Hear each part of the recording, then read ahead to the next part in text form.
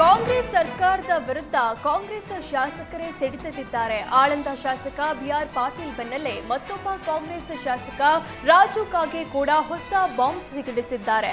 B R Patil ಹೇಳಿದಂತೆ ಅದರ ಅಪ್ಪನ ಹಾಗೆ ನನ್ನ ಪರಿಸ್ಥಿತಿ ನಿರ್ಮಾಣ ಆಗಿದೆ. ನಮ್ಮ ಸರ್ಕಾರದಲ್ಲಿ ಅಧಿಕಾರಿಗಳು ಸರಿಯಾಗಿ ಕೆಲಸ ಮಾಡ್ತಿಲ್ಲ.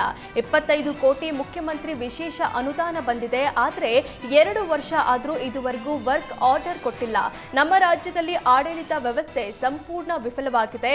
ಇದರಿಂದ ಮನಸ್ಸಿಗೆ ಸಾಕಷ್ಟು ನೋವಾಗಿದ್ದು ನಾನು ಸಹ ರಾಜೀನಾಮೆ ನೀಡುವ ಪರಿಸ್ಥಿತಿ ಬಂದಿದೆ.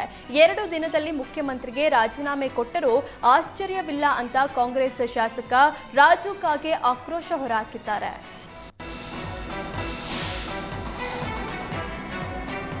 ಕಾಂಗ್ರೆಸ್ ಸರ್ಕಾರದ ವಿರುದ್ಧವೇ ಬಿಆರ್ ಪಾಟೀಲ್ ಹಾಗೂ ರಾಜು ಕಾಗೆ ಭ್ರಷ್ಟಾಚಾರದ ಆರೋಪ ಮಾಡಿದ್ದಾರೆ. ಈ ಬಗ್ಗೆ ಪ್ರತಿಕ್ರಿಯೆ ನೀಡಿದ ಯಡಿಯೂರಪ್ಪ 4 ಬಾರಿ ಶಾಸಕ ಆಗಿರುವ ಬಿಆರ್ ಪಾಟೀಲ್ ಆರೋಪ ಮಾಡಿದ್ದಾರೆ. ಮನೆ ಪಡೆಯಲು ಹಣ ನೀಡಬೇಕು ಅಂದಿದ್ದಾರೆ. ಸಿದ್ದರಾಮಯ್ಯ ಅವರನ್ನ ಕರೆದು ಬಾಯಿ ಮುಚ್ಚಿಸಬಹುದು. ರಾಜು ಕಾಗೆ ಬಿಆರ್ ಪಾಟೀಲ್ ಮಾತ್ರವಲ್ಲ, ಇಂತಹ 10 ಜನರು ನಿಮಗೆ ಸಿಗ್ತಾರೆ. ಸರ್ಕಾರ ಮೋಹನ್ ದಾಸ್ ಪೈ ಬಾಯಿ ಮುಚ್ಚಿಸುವ ಪ್ರಯತ್ನ ಮಾಡ್ತಿದೆ. ಅದಕ್ಕೆ ಡಿಕೆ ಶಿವಕುಮಾರ್ ಸಾಥ್ ನೀಡಿದ್ದಾರೆ ಅಂತ ಯಡಿಯೂರಪ್ಪ ವಾಗ್ದಾಳಿ ನಡೆಸಿದ್ರು. ಬಿಆರ್ ಪಾಟೀಲ್ ಆಡಿಯೋ ವೈರಲ್ ಬಗ್ಗೆ ಮಾತನಾಡಿದ ಸಚಿವ ಸಂತೋಷ್ ಲಾಡ್, ಮನೆಗಳನ್ನ ಆಯ್ಕೆ ಮಾಡೋ ಅಧಿಕಾರ ಪಂಚಾಯಿತಿಗೆ ಇರುತ್ತೆ, ಆದರೆ ಕ್ಯಾನ್ಸಲ್ ಮಾಡೋದು ನಮಗಿರುತ್ತೆ.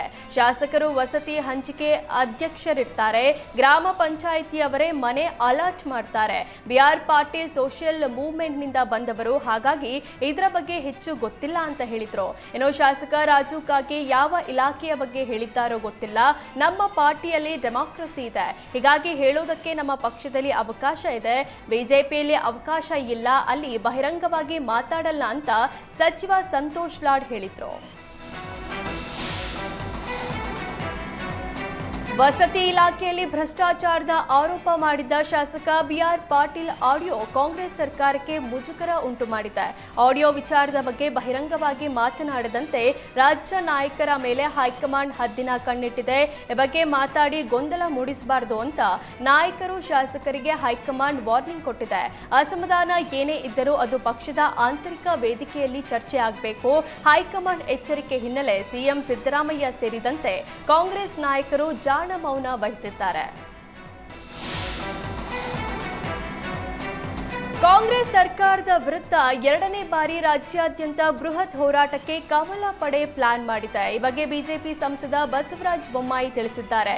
ಕೇಂದ್ರ ಗೃಹ ಸಚಿವ ಅಮಿತ್ ಶಾ ಸೂಚನೆ ಮೇರೆಗೆ ಕಾಂಗ್ರೆಸ್ ಸರ್ಕಾರದ ವೈಫಲ್ಯಗಳ ವಿರುದ್ಧ ಜನಾಕ್ರೋಶ ಯಾತ್ರೆ ಬಳಿಕ ಮತ್ತೊಂದು ಹೋರಾಟಕ್ಕೆ ತಯಾರಿ ನಡೆದಿದೆ.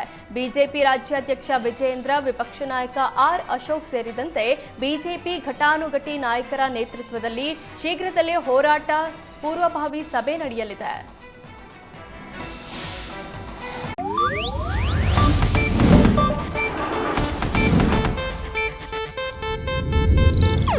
ಇದು ಏಷ್ಯಾನೆಟ್ ನ್ಯೂಸ್ ನೆಟ್ವರ್ಕ್ ಪ್ರಸ್ತುತಿ.